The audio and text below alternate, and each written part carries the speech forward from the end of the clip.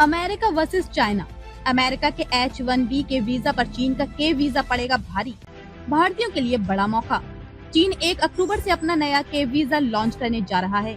ये वीजा विशेष रूप से युवा, STEM, science, technology, engineering, mathematics पेशेवरों को आकर्षित करने के लिए डिजाइन किया गया है और इसे अमेरिका की H-1B वीजा के चीनी विकल्प के रूप में देखा जा रहा है।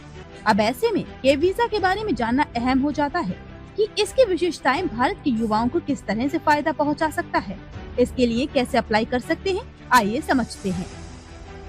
दरअसल दुनिया भर में काम करने वाली टेक्नोलॉजी और रिसर्च प्रोफेशनल्स के लिए वीजा हमेशा बड़ी चुनौती रहा है। अमेरिका का H-1B वीजा तो लंबे समय से भारतीय युवाओं का सपना रहा है, लेकिन अब हालात बदल रहे हैं। अमेरिका प्रशासन ने हाल ही में H-1B वीजा फीस $1 लाख तक बढ़ा दी है, जिससे लाखों भारतीय युवाओं के सपनों पर बड़ा बोझ पड़ गया है। इसी बीच चीन ने एक बिल्कुल नया विकल्प पेश किया है, के वीजा। क्या है के वीजा?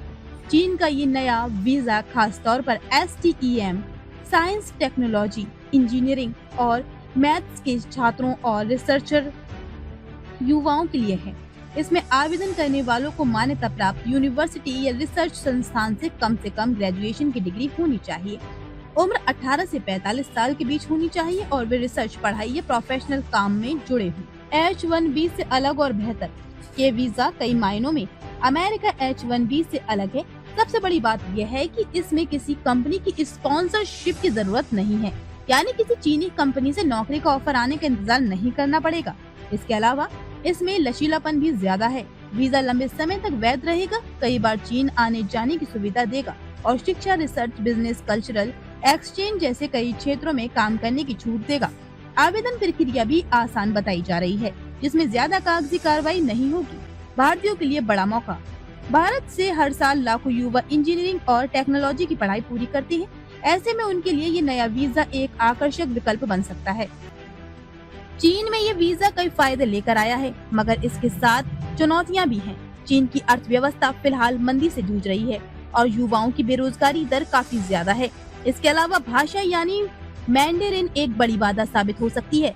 लंबे समय के लिए करियर सुरक्षित करना भी आसान नहीं होगा, क्योंकि स्थायी नागरिकता, परमानेंट रेसिडेंसी पाने के विकल्प सीमित है। चीन की रणनीति और भू राजनीतिक असर। दरअसल ये वीजा सिर्फ टैलेंट लाने का तरीका नहीं, बल्कि चीन की रणनीति का हिस्सा है।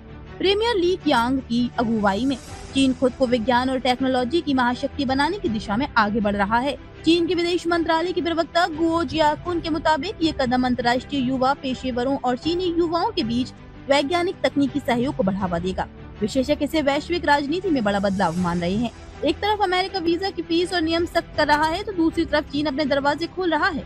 पूर्व किर्गिज प्रधानमंत्री जूमार्ट ऑटोबायेव ने तो इसे इस तरह समझाया, अमेरिका कह रहा है कि हमें आपकी जरूरत नहीं, जबकि चीन कह रहा है कि हम आपका स्वागत करते हैं।